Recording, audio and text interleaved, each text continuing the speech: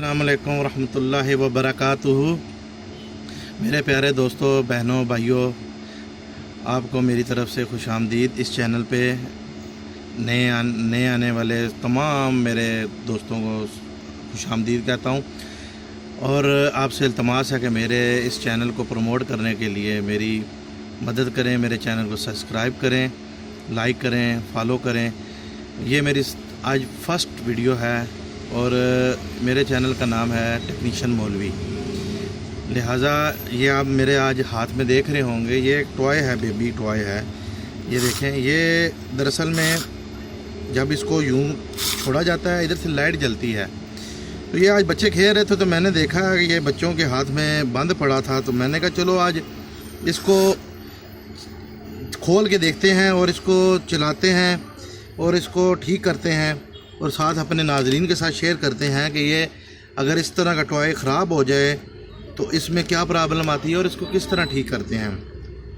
लिहाजा आप भी घबराया ना करें, अपने घर में बच्चों के जितने टॉयज़ हैं उनको खोल के ये देखें जी नाज़रीन, ये बस ये हल्का सा ये गिरा हुआ है और इसकी ये इतनी साइंस है कि ये टोटल इधर जब रख के आप इस तरह घुमाते हैं तो ये देखें ये चल पड़ता है।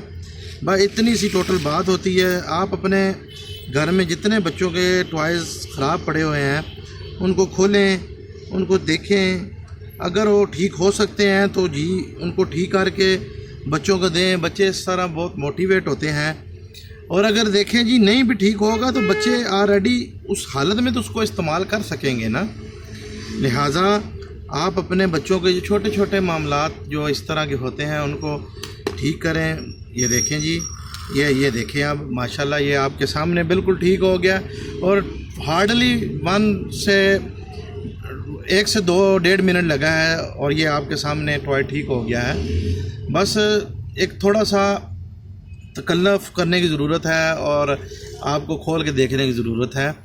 लिहाजा अगर भाइयों आपको मेरी ये वीडियो पसंद आई हो तो बराए मेहरबानी इसको लाइक, फॉलो और शेयर ज़रूर कीजिएगा और काइंडली मेरे चैनल को सब्सक्राइब ज़रूर कीजिएगा। और इसी के दुआओं के साथ आपको मैं रुखसत करता हूँ। आज मैं अपनी वीडियो को इधर ही ख़त्म करता हूँ।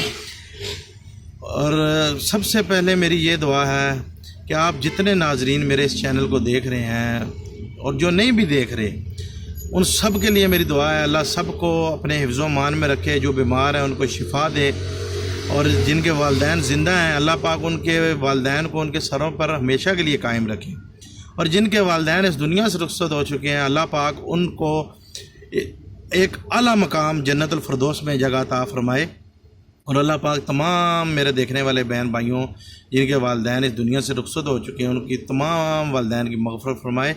लिहाजा इसी के साथ मैं अपनी वीडियो का इख्तिताम करता हूँ। अल्लाह हाफ़िज़।